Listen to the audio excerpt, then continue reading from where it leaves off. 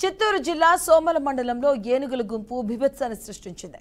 ఇక గట్టువారిపల్లిలో మామిడి, టమాటో, వరి పంటలపై ఏనుగులు దాడి చేశాయి. ఇక ఈ దాడిలో 5 లక్షల రూపాయల పంట నష్టం జరిగిందని రైతు లక్ష్మయ్య వాపోయాడు. ఏనుగులను అడవిలోకి దారి మళ్లించాలి అని అధికారులను కోరుతున్నారు రైతులు.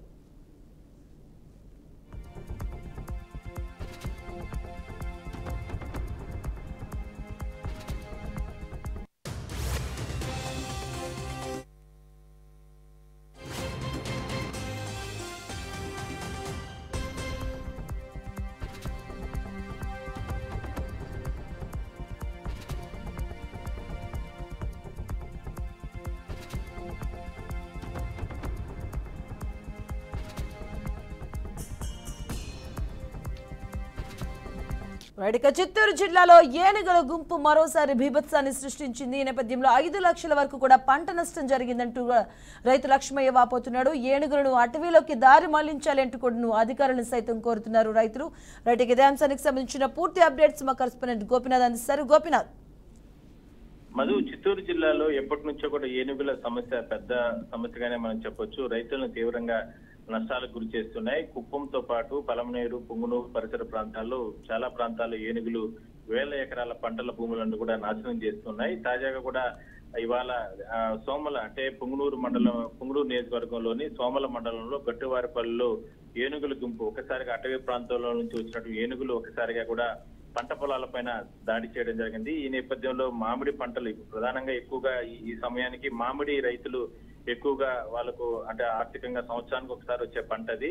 అలాంటి పంటలను పూర్తిగా కూడా నాశనం చేయడం జరిగింది. మామిడికాయలను ధ్వంసం చేయడంతో పాటు చెట్లను కూడా పూర్తిగా కూడా ధ్వంసం చేయడం జరిగింది. మరోవైపు టమాటా పంటలు కావచ్చు, వరి పంటల పైన కూడా దాడులు చేసి పూర్తిగా కూడా ధ్వంసం చేశాయి. దాదాపుగా 5 నుంచి 10 లక్షల రూపాయల వరకు కూడా పంట నష్టం జరిగిందని చెప్పి కూడా స్థానిక రైతులు ఆవేదన వ్యక్తం చేస్తున్నారు. తరచూ ఏడాదికి ఒకసారి ఈ రకంగా పంట పొలాలపైన చేతికొచ్చిన పంటలను నాశనం చేస్తున్న నేపథ్యంలో వాళ్ళు తీవ్ర ఆవేదన వ్యక్తం చేస్తున్నారు రైతులు. మనం చూడొచ్చు బీఆర్కే స్క్రీన్ పైన కూడా పూర్తిగా కూడా టమాటా పంటలు కావచ్చు, లేదంటే ఏనుగులు వెళ్తున్న దాడులు అంటే గుంపులుగా వస్తున్నట్టు ఏనుగులు ఒక్కసారిగా పంట పొలాలపైన దాడులు చేస్తున్న నేపథ్యంలో ఒక దారుణమైన ఘటనగానే మనం చెప్పుకోవచ్చు. మొత్తం మీద టమాటా పంటలు ఇప్పటికే పూర్తిగా నష్టాయి. అదే స్థాయిలోనే చేతికొచ్చినట్టు మామిడి పంటలు కూడా పూర్తిగా నష్టమైన నేపథ్యంలో ప్రభుత్వం పూర్తి స్థాయిలో కూడా ఆదుకోవాలని చెప్పి కూడా స్థానిక రైతులు చెప్తున్నారు. అయితే శాశ్వత చర్యలు తీసుకోవడంలో ఫారెస్ట్ అధికారులు పూర్తిగా కూడా విఫలమవుతున్నారనేటువంటిది ప్రధానంగా రైతులు చెప్తున్నటువంటి విషయం.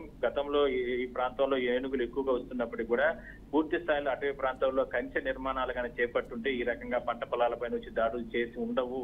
కానీ అధికారుల నిర్లక్ష్యం కారణంగానే ఈ రకంగా అంటే గట్టువారిపల్లిలో కావచ్చు లేదా పలు ప్రాంతాలు ఏనుగులు దాడులు వచ్చి ఈ రకంగా పంటలు నాశనం చేస్తున్నాయనేది ప్రధానంగా వాళ్ళు చెప్తున్నారు. మొత్తం మీద ప్రభుత్వం ఈ విషయంలో చర్యలు తీసుకోవాల్సిన అవసరం అయితే ఉంది. ఎందుకంటే అటవీ ప్రాంతాల్లో వచ్చి జనావాసాల పైన వచ్చి పంట పొలాలను నాశనం చేయడమే కాకుండా రైతులను కూడా గతంలో ఈ కుప్పము కావచ్చు లేదంటే పలమనేరు పలు ప్రాంతాల్లో కొంతమంది రైతులను కూడా చంపివేయడం జరిగింది. అదే స్థాయిలోనే ఈ పంట పొలాల వద్దకు వస్తున్న సమయంలో బావులకు అమర్చినటువంటి విద్యుత్ తీగలు తగిలి కూడా ఏనుగులు చనిపోవడం జరిగింది. మరి 2 రకాలుగాను నష్టాలు జరుగుతున్నాయి కాబట్టి వీటిని శాశ్వతంగా చర్యలు తీసుకోవాలి. అటవీ ప్రాంతం నుంచి బయటకు రాకుండా ఉండాలంటే భారీ కంచెలు నిర్మాణాలు ఏర్పాటు చేయాలి, లేదంటే కందకాలు తవ్వాలి రోడ్డుకు. అంటే అటవీ ప్రాంతం నుంచి పంట పొలాల మధ్య భాగాల్లో భారీగా లోతైనటువంటి కందకాలు తవ్వితే తప్ప ఈ ఏనుగులు దాటే అవకాశం అయితే ఉండదు.